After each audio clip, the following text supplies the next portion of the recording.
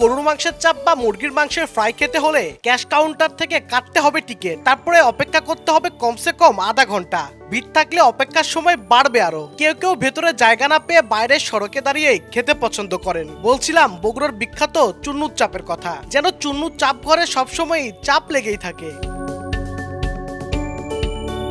বগুড়া শহরের কলোনি এলাকায় প্রতিদিন বিকেল 5টা থেকে 10টা পর্যন্ত 2 দশকের পুরনো চুন্নুর চাপ ঘরে লেগেই থাকে ভোজন প্রেমীদের এই ভিড়। শুধু বগুড়া জেলা নয়, আশপাশের বিভিন্ন জেলার বাসিন্দারাও চুন্নুর চাপের স্বাদ নিতে আসেন। প্রতিদিন অন্তত 200 পিস মুরগির ফ্রাই ও 30 কেজি গরুর মাংসের চাপ বিক্রি হয় চুন্নুর চাপ ঘরে। 2 পিস গরুর চাপ ও 2 পিস পুরি 150 টাকা এবং ফুল মুরগির ফ্রাই 440 টাকা ও হাফ ফ্রাই বিক্রি হয় মাত্র 220 টাকায়। চুন্নুর চাপের স্বাদমান বরাবরই অনন্য ও সেরা বলছেন ভোজন প্রেমীরা। চুন্নুর চাপ বগুড়ার মধ্যে বিখ্যাত, এর জন্য আর কি এখানে আমরা আসি আত্মীয় স্বজন নিয়ে বা দেখা যায় বন্ধু বান্ধব নিয়ে অনেক সময় আসা হয়, ভালো লাগে। মুরগি ভাজি প্লাস হচ্ছে গরুর যে চাপটা এখানে ভালো, অন্য জায়গা থেকে চুন্নু মোটামুটি ভালো। চুন্নু চাপ এবং কাবাব ঘরের মধ্যে চাপটা জাস্ট অসাম। এখানকার যে মশলাটা ইউজ করা হয় এটা অন্য জায়গায় খায় বোঝা যায় না, আমরা আশেপাশে অনেক জায়গায় খাইছি।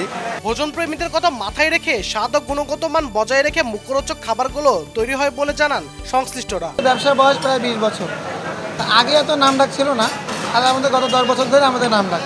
আমাদের খাবারের কোয়ালিটি অন্যান্য দেশের তুলনায় অনেক ভালো এবং আমাদের খাবার সব কিছু ওপেন কিচেন রাখা হয়েছে।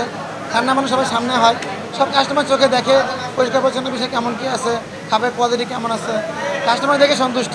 এখানে কোনো রকম ভেজাল খাবার আমরা তৈরি করি না। অন্যান্য জায়গায় যেভাবে পোড়া তেল বা মোড়া মুরগি বা অন্যান্য ইয়ে করে, আমাদের এখানে সম্পূর্ণ হাইজেনিক খাবার আমরা ব্যবস্থা করি।